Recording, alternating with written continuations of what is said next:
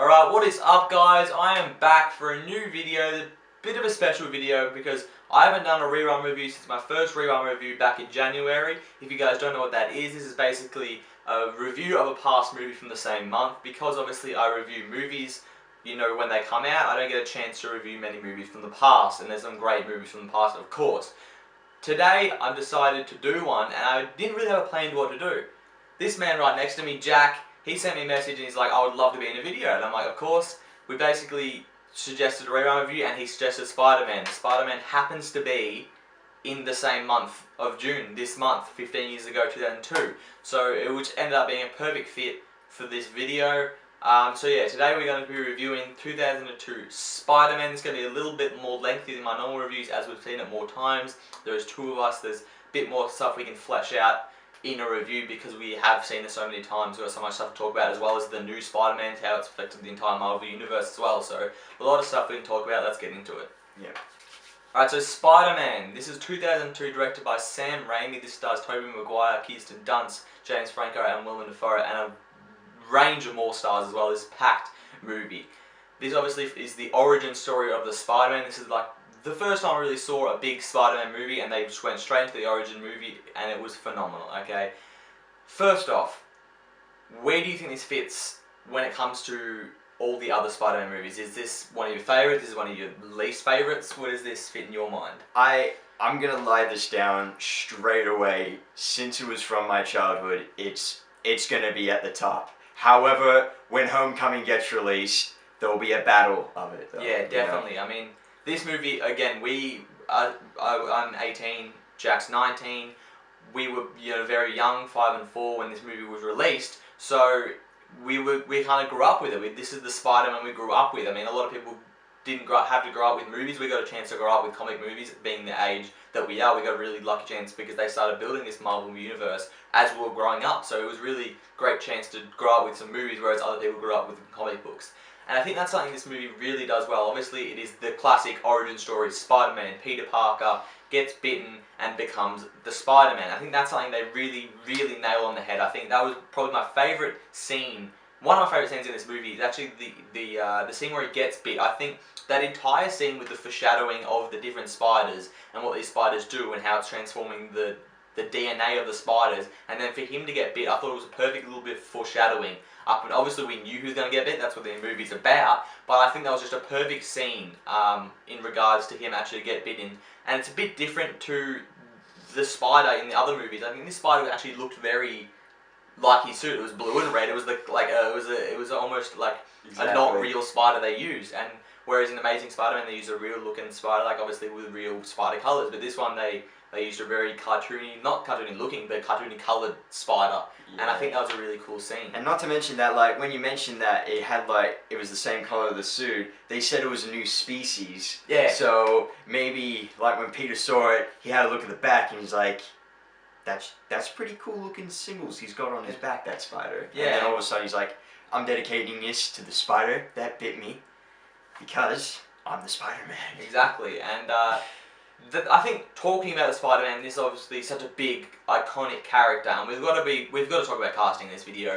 Yeah. Tobey Maguire, Andrew Garfield, and now Tom Holland are the three Spider-Mans we've seen.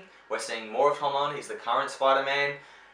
I think they all had something going for it. I really enjoyed Peter Parker, Tobey Maguire. I think he was the best Peter Parker we've seen. I mean, we haven't seen much of Tom Holland, we've only seen the one film, but I think he really nailed on the head what Peter Parker was about. Definitely. Like, when you have, like, when you mention, like, you have Tobey, Andrew, and Tom, you can place these three together, you tell them to read a little bit of the monologue, and then when you see, you can tell, like, which suits which, you know? Like, with Tobey, definitely. It was Peter.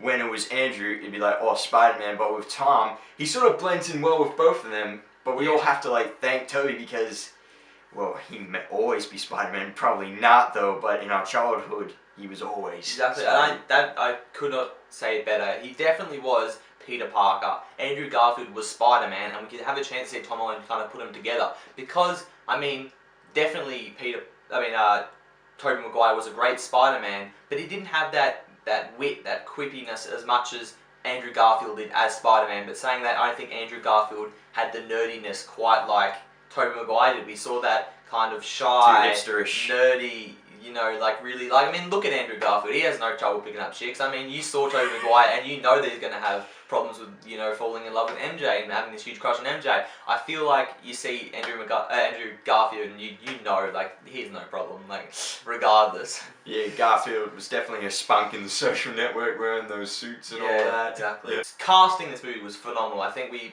obviously touched on Tobey Maguire, but this is stacked. I think we have Kirsten Dunst as Mary Jane Watson, James Franco as Harry Osborn, Willem Dafoe as the Green Goblin. A.K.A. Norman Osborn. Exactly. And I think, touching on Norman Osborn, he was perfect. I think he may be one of the best Marvel villains we've had. A lot of people would complain about his suit being a little bit different. Saying that, though, I think he actually changed the suit so he could do his own action Exactly, scenes. because I remember seeing some old footage. Basically, it wasn't all supposed to be like metal and all that with his mask and stuff. It was supposed to be moving around with his face. And then they probably scrapped that idea so they can get... Well, that's the thing. I know, like, you look at him and you watch that movie and you go, this guy's perfect for it. This is exactly what you want. You see the side of Norman Osborn where he's the scientist, the entrepreneur, the guy, like, you know. Oscorp Industries. Exactly. And then you see the Green Goblin and he's just so perfectly fit. But the thing was, Sam Raimi wasn't 100% about him being in this movie, and that's why he really put himself to it. He's like, I want to do it. I'm going to do it. I'll do my action scenes, blah, blah, blah. He was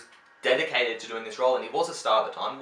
This is not his breakout role or anything. People knew the name of Willem Dafoe, but he obviously wanted something. Burning, exactly. He wanted something really, really defining, career defining. Saying that though, and we're moving over to DC for a second, I think he would be a great Joker. If we look at him, obviously, he's obviously a bit older now, but I think talking him as Joker, I think really could have worked if we're talking another villain. One thing, since you mentioned Joker now, and like, everyone has said it, like, he should have been the Joker and stuff. Imagine, like, we're living in an alternative universe right now, and you had Margot Robbie as Kirsten Dunst, though, and that classic line, me and MJ are gonna have one hell of a time. If he was the Joker, though, it'd be like, me and Margot are gonna have one hell of a time. Exactly right. But the casting in the whole was just phenomenal. I think that just everything they did in this movie. I mean, James Franco, Kirsten Dunst. You know, the side J.K. Simmons was. I mean, he's one of.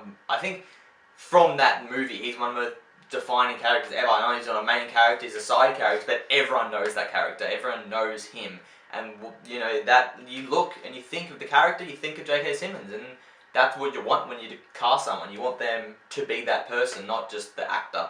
So it's a funny thing, really. I'm jumping back to DC now because he's going to play Jim Gordon. Of course, he's got the mo back, of course. Yeah. But like, he was wearing a hat in the trailer. He's probably going to have to get his wig back because imagine that. Yeah, going to look very similar. Yeah.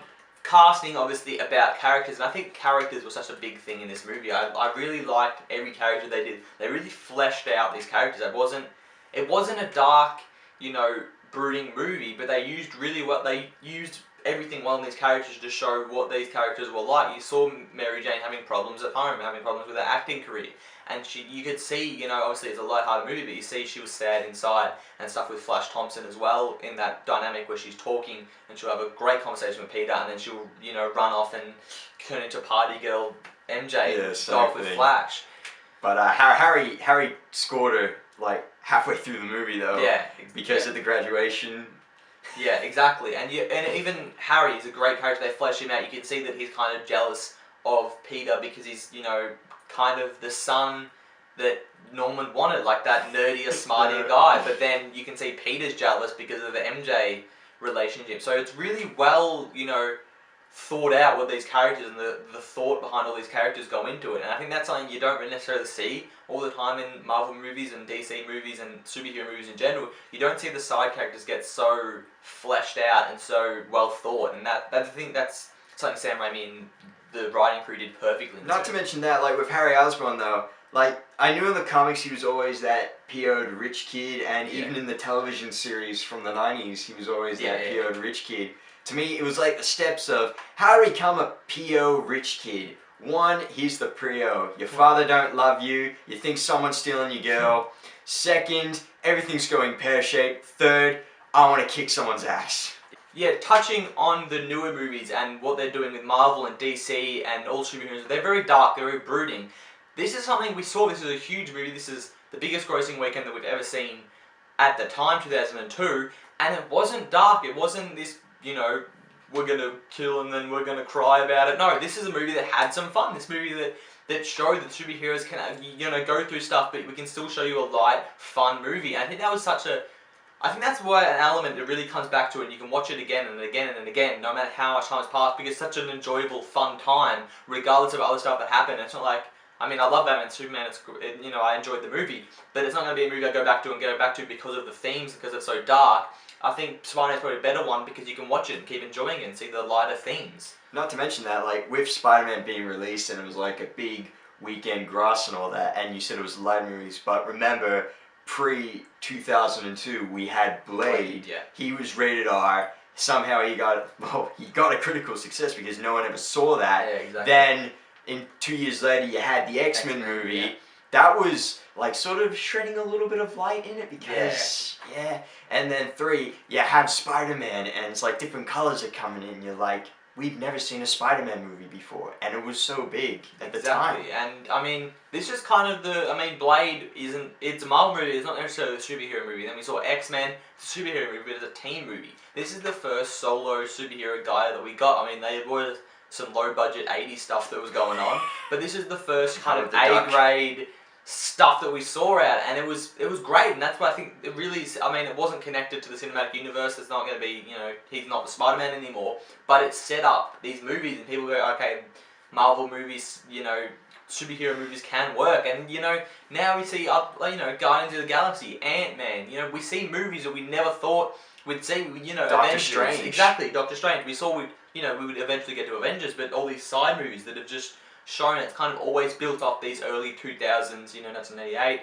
movies that really set up the whole core Marvel thing, whether they're connected to the cinematic universe or not. Exactly, and the fact that, like, now, like, all the Marvel movies are now being evolved as well. Who would have thought that 3 years later, after Spidey's debut, like, because Kevin Feige sat down with, like, I think it was these other companies, and they were, like, starting the MCU. This was pre-MCU, and they were saying, like, who's having which and which. This was, like, Spidey was still contracted to Sony. Yeah. And it was probably heartbreaking for them. They couldn't have Spider-Man with them. Yeah. Because of how successful he was, and the Avengers that movie was planning. Mm-hmm. And it must have been upsetting because they had Amazing Spider-Man and the Avengers at the same year getting released. Exactly. Talking about the releasing of this movie, it obviously sparked 2 sequels. It sparked another remake in Amazing Spider-Man 1 and Amazing Spider-Man 2, and then we saw him in Civil War. Now we're seeing Homecoming, which is later this month. I will definitely review that. Get ready for that, guys. But this movie, I think, again, we talk about how important it was. It's so pivotal, and it's such. You look at this movie and you watch it. It is a light-hearted, cheesy movie. I mean, it's the stereotypical action superhero movie. I mean, you start this movie and it's got the narration from the get-go. You know, okay, this is a very, you know, comic bookish movie, because there's a lot of comic books that follow off that, you know, narration kind of thing, and they went straight into it. And yes, there was some very cheesy dialogue. There is some very almost awkward dialogue at times. I mean, the one that springs to mind to me, and a few mates always talk about, is you look taller. He's like, I hunch. Don't. And you're just sitting there and you're like, I know it's supposed to be this, you know, special moment between them, but it's just very awkward and cringy at times, and I think it still works. I mean, yes, the lines are, you know, it's very awkward. The human spider. Exactly. But it works very well into this movie, and yes, comic books are cheesy. Yes, 80s are cheesy, and this is what this stuff was from. This is what we've seen before, and it worked well into kind of incorporating the cheesier stuff and making it new and starting this new Marvel era. Obviously, it is very cheesy. It is a very cheesy movie, but the action in this movie, I think that's something we touched on before with the action scenes with Willem Dafoe. But this is some brutal scenes. I mean, yeah, the definitely. end scene with Willem Dafoe, the Green Goblin, and Spider-Man, that is a brutal scene. Like, that is full on. This is not like, in superhero movies, all that, like, special moves and stuff. Like, he's he's like belting him out and stuff, and like, I know we're living in a world today where we have memes and all that joke and triggers and stuff. When he hears me and MJ are gonna have one a hell of a time, he's like, triggered, don't you dare touch my girl, mate. So Yeah, he's exactly. like, he's getting furious, he's punching him out, and Spidey did take a beating at the ending. He's bleeding from this side. His face is like, I don't know, like the mask is burnt. So. And as seeing that, obviously, I can't remember the first time I saw it. I would have saw it when I was very little. But seeing that, you're like, okay, like step back a little, and you're like, this is a a lighthearted Marvel movie, and this guy's beating the crap out of this guy, and it's kind of something great because it does incorporate that hardcore fighting that would happen if you wanted to kill someone, but it still makes it kind of incorporate it to the theme of the movie. Saying that though, there is a scene where Green Goblin throws that little vapor ball thing, and it literally vaporizes these guys into skeletons. Oh, and that is the most cheesy action scene I've ever seen. I wouldn't call that cheesy. Like, well, you were 4 back then. I was 5 back then. I was terrified of skeletons back then, actually. I think they were trying to do it in a way so you wouldn't see someone, completely get blown apart or melt.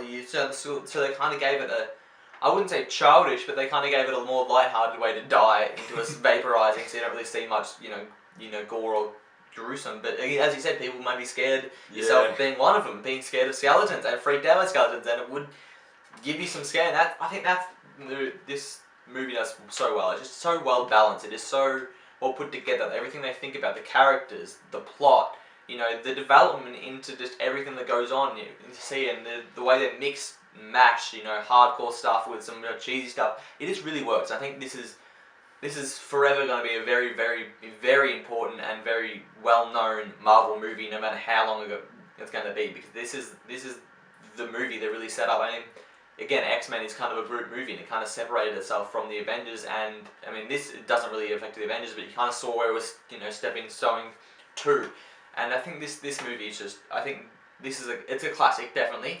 And if we're going to talk about where it rates, I think definitely, personally, I think 2's the better movie, but myself, I enjoy this movie because I love origin stories. I love when they do an origin story so well, and you can really enjoy, getting to know this character, getting to know their powers, and that, I think that's such a great thing they can do. Obviously, usually the second one, with superhero movies, usually the second one's better. It's kind of, you start seeing that pattern. Batman Begins, Dark Knight was better. Captain America, Winter Soldier was better than First Avenger, and you'd probably say 2 is better than 1. Does it mean the first one's bad? No, but you usually see the second one, they kind of really get into it and realize what they did. Exactly. Like, and even the fact that like even though what I'm about to say is not a comic book movie, but it applies to Terminator as well, because the first one was good, the second one was like a godlike one, Yeah, exactly. And I think this movie definitely going to go down as, maybe one of the most well-known movies ever. Just the Spider-Man character is so iconic. People love Spider-Man, people know Spider-Man. I think this movie did a really good job of bringing Spider-Man to the screen, just to live action, and see him not as a weird pre-2000s TV show, or we saw these characters and this is how we saw them come to life, and this is a really exciting time. If obviously we were very young, but if you were 10 years older than us, this would be a really exciting time to see things go through. But we like to kind of grow up on the movies more than we grew up on the comic books. So a lot of people don't have that, but we do. Saying that though, guys, I'm going to give this movie a B+. Again, I think the second one is probably better, but I love the origin stories. I think this movie, it has some flaws, but they're not noticeable flaws. You don't sit there and go, okay, that's awful. I don't think there's ever really a point where you say that. This movie was so pivotal in the cinematic universe and in Marvel in general. I think this has really skyrocketed them to the name we know now, Marvel. You know what it is, and you know how important it is, and I think this movie did a really good job of pretty much everything that they did. I mean, the score is fantastic. Again, the casting is probably, I never thought there was someone in the movie that should have been recast. I thought everything worked in this movie casting-wise. The characters were well developed. The action scenes were great. I think this movie was really, really, it's a lot of fun. Well done movie, and I give props to everyone in the movie and Sam Raimi. Yeah, definitely. And not to mention going back on recasting though, but when they were doing the second Spider-Man, even though it's not relevant, apparently they were not even going to get Jake Gyllenhaal to play Spidey, because I think Tobey may have did something to his back when they were shooting a scene. So they were like, oh my god, is he alright? What are we going to do? Alright guys, thank you for watching this video, thank you for coming onto my channel, No problem. being part of this video. You know, it's great to have someone next to me that can disagree or agree. You know, there's sometimes, you know, you say things you might disagree. I mean, there are some points that you look and you go, as Jack just said to me off camera, you know, there's some times where the first one is better, there's sometimes where the second one's better. Obviously it's going to change, they're never going to be defining when you go, the second one's always better. And there's definitely not happen like that, but it's great to have different opinions on this channel. It's great to get a really lengthy review in because there's two people, because we're so familiar with this movie. So you guys know what to do. You guys can check out my other videos. I've got plenty coming. I think I'm about 5 or 6 reviews behind, which was about 20, so I've really just hammered in some reviews. I've got Wonder Woman coming up. I've got The Mummy I saw last week. I've got plenty of movies, big ones that are coming out, and hopefully I'll get up to date and I'll give you this Homecoming Spider-Man Homecoming review as close to the release date as I can. I'm really excited to get back on track. I'm really excited to have you on the channel, man. No problem. You guys go on to do. You can like, you can subscribe, and of course, have a good one.